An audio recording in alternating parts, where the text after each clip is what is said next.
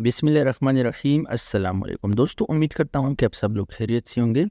तो आज का लेसन अमेज़ॉन रियलिटी के हवाले से है कि अमेज़ॉन की असल रियलिटी क्या है। अमेज़ॉन में वाकई में प्रॉफिट है या नहीं है। जो लोग काम करते हैं, डैशबोर्ड आपको शो करते हैं, तो वो हकीकत है या नहीं है। इसके पीछे कितनी % हकीकत होती है। तो ये सारी चीज़ें इंशाल्लाह मैं डिटेल से एक्सप्लेन करता हूँ। मैंने यहाँ पे 14 पॉइंट्स बनाए हैं जो कि अमेज़ॉन पे अगर आपने काम को स्टार्ट करना है तो इस पॉइंट को समझना बहुत ज़्यादा ज़रूरी होता है। अगर ये सारी चीज़ें आप कर सकते हैं तो फिर आप जो है किसी भी कोर्स को ज्वाइन कर सकते हैं। अगर आपने पेड कोर्स ज्वाइन करना है तो कर ले, आपकी मर्जी है, वरना मैंने फ्री कोर्सेज बनाए हैं। यहाँ पे लोग ट्रस्ट नहीं करते हैं, लेकिन जो कोर्सेज मैंने बनाए हैं, जिस डिटेल से मैंने बनाए हैं, एक एक पॉइंट को एक्सप्लेन किया है। अगर आप 1000 बार भी पेड कोर्सेज करते हैं ना, तो ये चीज़ आपको कोई भी बंदा एक्सप्लेन नहीं कर सकता। अगर ये चीज़ आपको कोई भी बंदा एक्सप्लेन करे तो फिर पेड कोर्स कौन ज्वाइन करेगा, ठीक है। तो इसलिए इस चीज़ को ज़्यादातर लोग स्किप करते हैं। तो सबसे पहला चीज़ है Amazon it not easy money. तो अमेज़ॉन कोई ट्रेडिंग नहीं है, कोई ऐसे प्लेटफॉर्म नहीं है जिसके ऊपर आप इन्वेस्टमेंट करके आपको रिटर्न मिल जाए, या ये बैंक नहीं है कि आप बैंक के अंदर जो है सेविंग अकाउंट बना के वो पैसे आपको रिटर्न मिलते हैं, वो नहीं है। अमेज़ॉन एक लॉन्ग टर्म प्लेटफॉर्म है। अगर आपने यहाँ पे सक्सेसफुली काम करना है तो ये सारी चीज़ें देखना पड़ेगा। High competition, proper investment require, profit शुरू में स्लो होता है स्टार्ट में। अक्सर लोग यही सोचते हैं कि आमिर भाई हमने जो है 1 महीना हो गया, 2 महीने हो गए, मैंने अमेज़ॉन को स्टार्ट किया है, हमें कोई प्रॉफिट नहीं मिलता। तो शुरू में हमेशा स्टार्ट स्लो होती है। तो हर बिजनेस का यही सिस्टम होता है। अगर आप एक प्रैक्टिकल शॉप भी ओपन करते हैं तो इसका भी सिस्टम यही होता है। शुरू में कस्टमर कम होते हैं तो आराम आराम से कस्टमर ज़्यादा हो जाती है।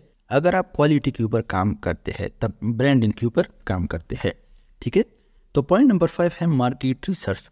तो मार्केट रिसर्च आप लोगों को पता है कि हम कोई भी रैंडम प्रोडक्ट्स उठाते हैं, इसको मार्केट में लॉन्च करते हैं। मैं ये नहीं कहता कि आप लॉन्च नहीं कर सकते हैं, लेकिन इस प्रोडक्ट्स के ऊपर रिसर्च करना, मतलब इसके अंदर बेटर है, कौन कौन सी डॉक्यूमेंटेशन चाहिए होता है इसके लिए। अगर आपने ब्यूटी प्रोडक्ट्स को सेल करना है तो ब्यूटी प्रोडक्ट्स के लिए कौन सी डॉक्यूमेंट्स चाहिए, तो ये सारी चीज़ें आपने रिसर्च करना पड़ेगा। अगर कल अमेज़ॉन ने आपसे जो है डॉक्यूमेंटेशन मांगी और आपके पास डॉक्यूमेंटेशन नहीं होती है तो इससे आपका अकाउंट सस्पेंड हो सकता है, तो आपका काम शॉर्ट टर्म हो गया। तो इसलिए मैं कहता हूँ कि हमेशा लॉन्ग टर्म सोच आपने रखना पड़ेगा। मार्केट को कंप्लीट एनालिसिस करना पड़ेगा। अगर आपने एक स्टोर को विजिट करना है, मैंने मैनुअल प्रोडक्ट्स हंटिंग का तरीका ऑलरेडी एक्सप्लेन किया है, ठीक है। तो मैनुअल हंटिंग आप लोग कर सकते हैं। चैनल के ऊपर बहुत सारी वीडियोस पड़ी है, अगर बार बार एक्सप्लेन करता हूँ तो आप लोग वो रुक जाएंगे। नेक्स्ट चीज़ PPC एडवर्टाइजमेंट। अब PPC एडवर्टाइजमेंट अक्सर लोग स्किप करते हैं कि नहीं, हमने ऑर्गेनिकली प्रोडक्ट्स को ग्रो करना है। आजकल मीटू लिस्टिंग को कम्प्लीटली बंद कर दिया गया है। कुछ प्रोडक्ट्स ऐसे हैं जिसके साथ आप कर सकते हैं, लेकिन कोई फ़ायदा नहीं है इस प्रोडक्ट्स के अंदर। PPC एडवर्टाइजमेंट के लिए आपने ज़रूर पैसे रखना पड़ेगा, क्योंकि शुरू में आपका प्रोडक्ट्स मेन पेज के ऊपर शो नहीं होता, क्योंकि ऑलरेडी वहाँ पे कंपटीशन ज़्यादा होता है। इसीलिए आपने शुरू में स्पॉन्सरशिप करना पड़ेगा। लेकिन स्पॉन्सरशिप करने के लिए आपने कुछ वीडियोस ज़रूर देखनी पड़ी। इस तरह ना हो कि आप खुद से जो है स्पॉन्सरशिप करना शुरू कर देते हैं, तो इससे आप बहुत ज़्यादा नुकसान कर सकते हैं। Next point, return refund reality. अब आपकी प्रोडक्ट के ऊपर डिपेंड करता है। अगर आपकी प्रोडक्ट के अंदर क्वालिटी है तो आपको रिटर्न नहीं आएंगे। कुछ ऐसे बंदे बैठे होते हैं जो कि आपके प्रोडक्ट के ऊपर फेक ऑर्डर करते हैं, ठीक है। फेक ऑर्डर कमाई है, आप इसके साथ कंपटीशन करते हैं, वो आपको फेक ऑर्डर बेचता है, इसके ऊपर बैड रिव्यूज़ करते हैं। बैड रिव्यूज़ की वजह से अमेज़ॉन आपसे इनवॉइस बाकी डॉक्यूमेंटेशन मांग सकते हैं, ठीक है। लेकिन अगर आपकी प्रोडक्ट के ऊपर ऑलरेडी रिव्यू आ चुके हैं, अच्छी खासी रिव्यू, तो फिर अमेज़ॉन भी इस चीज़ को डिटेक्ट करता है, तो फिर आपसे नहीं मांगते हैं। तो रिटर्न, अगर आपकी प्रोडक्ट्स के अंदर क्वालिटी नहीं है तो आपको रिटर्न ज़्यादा आएंगे। ये मैं पहले से आप लोग को कंफर्म करता हूँ, रिटर्न होने के चांसेस ज़्यादा है अगर आपके प्रोडक्ट्स के अंदर क्वालिटी नहीं है। Point number 8, AHR। इसके ऊपर ऑलरेडी मैंने लंबा वीडियोस भी बनाई है कि AHR क्या होता है, अकाउंट हेल्थ रेट। अब अकाउंट्स के अंदर ऑनलाइन बिजनेस में मेन चीज़ होता है अकाउंट को बचाना। अगर आपकी अकाउंट हेल्थ सही नहीं है तो आपका अकाउंट सस्पेंड हो सकता है। सस्पेंड होने से, डीएक्टिवेशन होने से आपका कंप्लीटली स्टोर ब्लॉक हो जाता है। जिस तरह आप एक होटल ओपन करते हैं, जिस तरह आप लोगों को पता होगा कि कबीर ने अपना रेस्टोरेंट जब शुरू में ओपन किया, पुलिस ने वहाँ पे छापा मारा, ठीक है। तो इसके होटल में 6 साल नमक जो है पकड़ लिया। और इसका पर्चा देकर कम्प्लीटली रेस्टोरेंट को सील कर दिया गया। तो इससे इसका कंप्लीट बिजनेस स्टॉप हो गया। तो यहाँ पर भी ये मेन चीज़ होता है अकाउंट हेल्थ रेटिंग, इसको बचाना आपका काम होता है। Number 9, late shipment. Late shipment वो होता है जो लोग FBM मॉडल करते हैं दुबई के अंदर। FBM में अगर आप ऑर्डर्स को लेट करते हैं तकरीबन आपको 4 चांसेस अमेजोन देते हैं। इसके बाद आपका रेटिंग बहुत ज़्यादा डाउन कर देते हैं, मतलब आपको मैसेज आता है कि your account at risk for deactivation. अगर आपने और ऑर्डर्स को लेट किया, लेट भेजा, तो आपका अकाउंट सस्पेंड होगा। तो कभी भी FBM मॉडल के अंदर लेट शिपमेंट कभी भी ना करें। आपके पास ऑर्डर रेडी होना चाहिए। जब भी अमेजोन का कुरियर आता है तो आपके पास ऑर्डर रेडी होना चाहिए। Number 10, launch product selection. Launch product selection क्या होता है? आप ऐसे प्रोडक्ट्स को लॉन्च करते हैं जो कि एक जेनेरिक प्रोडक्ट्स होता है। जेनेरिक प्रोडक्ट्स के अंदर कम प्राइस वाले प्रोडक्ट्स होते हैं। जिस तरह यहाँ पे मैं प्रैक्टिकल एक्सप्लेन करने की कोशिश करता हूँ, ठीक है। जेनेरिक प्रोडक्ट्स, तो अब जेनेरिक में बहुत से लोग अच्छे खासे पैसे कमाते हैं, लेकिन जिस प्रोडक्ट्स की प्राइस ज़्यादा होती है, इस प्रोडक्ट्स को अगर आपने जेनेरिक में सेल करना है तो फिर आप पैसे कमा सकते हैं। आप इस प्रोडक्ट्स को देख सकते हैं। फर्स्ट कर ये प्रोडक्ट जेनेरिक्स में होता है, इसकी प्राइस 8 है, ठीक है। अगर इसको आपने जेनेरिक में सेल करना है और इस प्रोडक्ट को आपने चाइना से सोर्स करना है, तो इससे shipping cost, Amazon FBA charges, तो ये सारी चीज़ें जो पैकिंग की चार्जेस होती है, कोरियर की चार्जेस होती है, ये सारे चार्जेस निकाल के आपका प्रोडक्ट माइनस में चला जाता है। कभी भी जिस प्रोडक्ट्स की प्राइस कम होती है, 8 होता है, 9 होता है, 11 होता है, इस तरह प्रोडक्ट्स को कभी भी सेल ना करें जेनेरिक मॉडल्स के अंदर। अगर आप ब्रांड्स के ऊपर काम करते हैं तो फिर आप 15-20 वाले प्राइस पे प्रोडक्ट्स पे जा सकते हैं, लेकिन जेनेरिक प्रोडक्ट्स के अंदर 9, 8, 10 इस तरह प्राइस के अंदर प्रोडक्ट सेल ना करें, आपका लॉस 110% हो सकता है, ठीक है। इसके अलावा शीशे वाले प्रोडक्ट्स है, इलेक्ट्रॉनिक्स वाले प्रोडक्ट्स है, जो कि लाइट्स वगैरह होते हैं, इस प्रोडक्ट्स को भी आपने शुरू में सेल नहीं करना है, कम प्राइस में सेल नहीं करना है, क्योंकि वो प्रोडक्ट रास्ते में टूट सकते हैं, ठीक है। जिस तरह ये प्रोडक्ट्स है, ठीक है।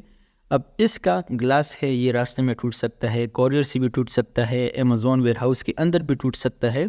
तो इस तरह प्रोडक्ट्स को कभी भी शुरू में लॉन्च ना करें। ये प्रोडक्ट देख सकते हैं, इसके ऊपर रिव्यू भी ज़्यादा है, लेकिन अगर आप एक न्यू भी है, आपका एक्सपीरियंस लो है, तो इस तरह प्रोडक्ट्स को आपने शुरू में लॉन्च नहीं करना है। अगर आप पे ट्रेनिंग्स भी करते हैं तो वो लोग भी आपको नहीं बताते हैं इस चीज़ के बारे में, ठीक है। तो इसके अंदर और भी बहुत सारे ऐसे प्रोडक्ट्स आते हैं जो कि टूट सकते हैं, जिस प्रोडक्ट्स के अंदर बैटरीज होता है।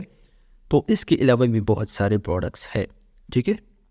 तो again next point 11 number point है ब्रांडिंग एंड लिस्टिंग्स क्वालिटी। अब लिस्टिंग क्वालिटी को आपने बेहतरीन रखना पड़ेगा। बहुत से लोग ऐसे हैं जो कि लिस्टिंग को इग्नोर करते हैं, प्रोडक्ट लिस्ट की बस इस लिस्टिंग को वैसे ही छोड़ देते हैं। आपने लिस्टिंग को इस तरह डायरेक्टली नहीं जोड़ना है, कोशिश आपने करनी है लिस्टिंग को आपने और ऑप्टिमाइज करना है। आजकल AI का ज़माना है, AI के ज़रिए आप कुछ भी कर सकते हैं, लिस्टिंग को आगे पीछे कर सकते हैं। कोई भी पिक्चर आप डाउनलोड कर सकते हैं। फर्स्ट करें, यहाँ पे मैं कुछ एक्सप्लेनेशन देता हूँ आप लोगों को। ये बेस्ट सेलर प्रोडक्ट्स है, ठीक है। इस प्रोडक्ट्स का पिक्चर, जो भी पिक्चर आपको चाहिए, अगर आपको ये पिक्चर चाहिए तो इसका पिक्चर डाउनलोड करके ChatGPT को पेस्ट करना है, और इसको उर्दू में भी कह सकते हैं कि मुझे सेम इन जैसा पिक्चर चाहिए, लेकिन डिज़ाइन को हमने चेंज करना है, आगे पीछे करना है, ठीक है। और इंग्लिश में भी कह सकते हैं, आप लोग की मर्ज़ी है। तो इस तरह किसी भी प्रोडक्ट्स की पिक्चर आप बना सकते हैं। मैंने और भी बहुत सारी टूल्स को ट्राई किया है, लेकिन ChatGPT का रिज़ल्ट बहुत ज़्यादा स्ट्रॉन्ग है। तो अभी ऊपर देख सकते हैं ब्रांड नेम जेनेरिक है और इसकी सेल चेक कर सकते हैं। 200+ पीसेस सेल आउट होते हैं। तो अब इस सेलर का दिमाग तो ख़राब नहीं है कि इसको प्रॉफिट नहीं है और ये प्रोडक्ट सेल करता है, ज़रूर इसको प्रॉफिट है, ठीक है। नीचे आके यहाँ पे सेलर को चेक करें। यार आप लोग ऐसा कभी भी ना करें। अगर कोई बंदा इस प्रोडक्ट को सेल करता है तो कभी भी इसके साथ मीटू ना करें। मीटू लिस्टिंग हमेशा शॉर्ट टर्म होती है, ये मैं पर्सनल एक्सपीरियंस के मुताबिक बताता हूँ। अगर आपने लॉन्ग टर्म बिजनेस करना है तो एक पीएल के ऊपर आपने काम करना है। आजकल जो है GTI एग्जाम्पशन का ज़माना है, आपने इसके ऊपर अप्रूवल लेना है, कैटलॉग ऑथराइजेशन करनी है और एक प्रॉपर ब्रांड को लॉन्च करना है, ठीक है। कभी भी अगर आप इस तरह शॉर्टकट सोचेंगे, मीटू लिस्टिंग करेंगे, तो आपको कभी भी प्रॉफिट नहीं मिलेगा, ठीक है। 12 नंबर पॉइंट्स है अमेजोन सपोर्ट कस्टमर। तो जब भी कोई भी कस्टमर कंप्लेन करता है, इसको फौरी तौर पर रिप्लाई दिया करे या अमेजोन सपोर्ट टीम के साथ रब्ता किया करे। इसका फ़ायदा ये है कि अमेजोन को डायरेक्टली इन्फॉर्म कर दिया जाएगा और अमेज़ॉन इसके ऊपर एक्शन ले सकता है। आप इसको डॉक्यूमेंटेशन प्रोवाइड कर सकते हैं कि मेरे प्रोडक्ट्स की क्वालिटी अच्छी है, ये कस्टमर जो है ये फेक है, इसने हमें फेक ऑर्डर भेजा है। तो इसके ऊपर आप राइट कंप्लेंट ले सकते हैं। तो अमेज़ॉन को भी पता होता है, अमेज़ॉन के पास अपने वेरीफाइड कस्टमर है, ठीक है। तो इसको पता होता है कि ये बंदा हमसे प्रोडक्ट्स खरीदते हैं। अगर सही बंदा आपके ऊपर कंप्लेंट करता है तो फिर आपके लिए बहुत ज़्यादा मुश्किलात सामने आ सकते हैं। सस्पेंशन रिस्क, फर्ज करें यहाँ पे कोई भी प्रोडक्ट्स मैं एक्सप्लेन करता हूँ, ठीक है। तो फर्ज करता हूँ यहाँ से मैं एक प्रोडक्ट दिखाता हूँ। फर्ज करें ये वाला प्रोडक्ट्स ओपन करता हूँ, ठीक है।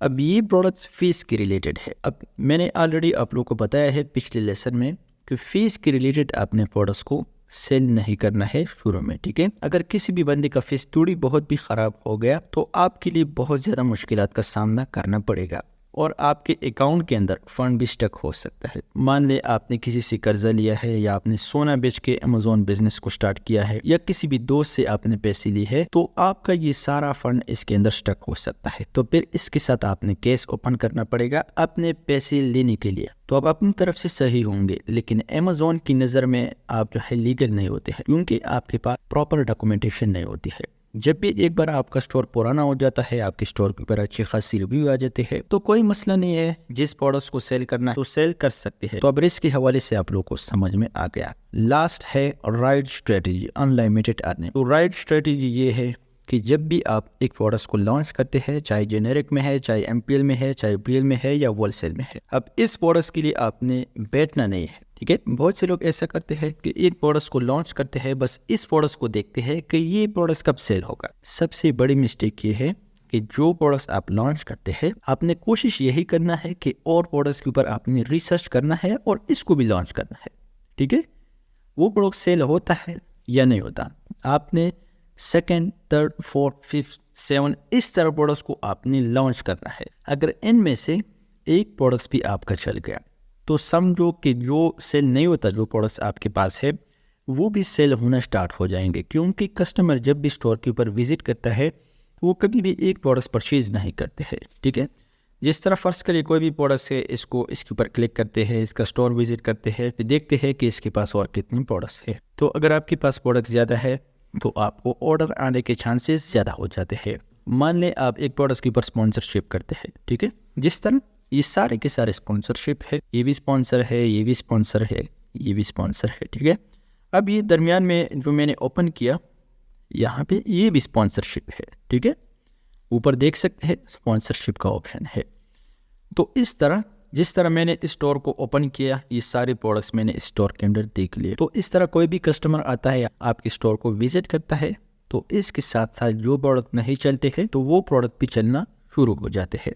तो मैं आप लोगों को पर्सनली रिकमेंड करता हूँ कि कोई भी पेड कोर्स ना करें। मुझे पता है कि बहुत मेहनत से लोग पैसे कमाते हैं, अगर आपका बाप है या भाई है जो भी है तो बहुत मेहनत से वो पैसे कमाए होते हैं। तो इस पैसे को कभी भी ज़ाया मत कीजिएगा। मैं आप लोगों को रिक्वेस्ट करता हूँ, बहुत से मार्केट में ऐसे लोग बैठे हैं जो कि आप लोगों को पेड कोर्सेज ऑफ़र करते हैं। तो मेहरबानी करके पेड कोर्सेज ना करें। मैंने फ्री कोर्सेज बनाए हैं, काफ़ी डिटेल से बनाए हैं। अगर आपको कोई इशू है तो कमेंट सेक्शन भी आपके लिए ओपन है, कमेंट सेक्शन में पूछ सकते हैं कि आमिर भाई ये मसला है मुझे, इसको हम कैसे रिजॉल्व किया जाए, ठीक है। तो बाकी आप लोग की मर्ज़ी है कि आप लोग फ्री कोर्स की तरफ जाते हैं या पेड कोर्स की तरफ जाते हैं। जो पैसे आप पेड कोर्स के ऊपर स्पेंड करते हैं इससे आप एक प्रोडक्ट्स भी लॉन्च कर सकते हैं। मेरा काम है आप लोगों को समझाना। तो उम्मीद करता हूँ कि छोटा सा लेसन आप लोगों को ज़रूर पसंद में आया होगा। तो लास्ट में एक रिक्वेस्ट करता हूँ, तो अगर चैनल को सब्सक्राइब नहीं किया है तो चैनल को ज़रूर सब्सक्राइब कर दें ताकि आने वाले अपडेट्स आप लोगों को टाइम पे मिल जाए। इंशाल्लाह मिलेंगे नेक्स्ट लेसन में। Thank you so much. वस्सलाम।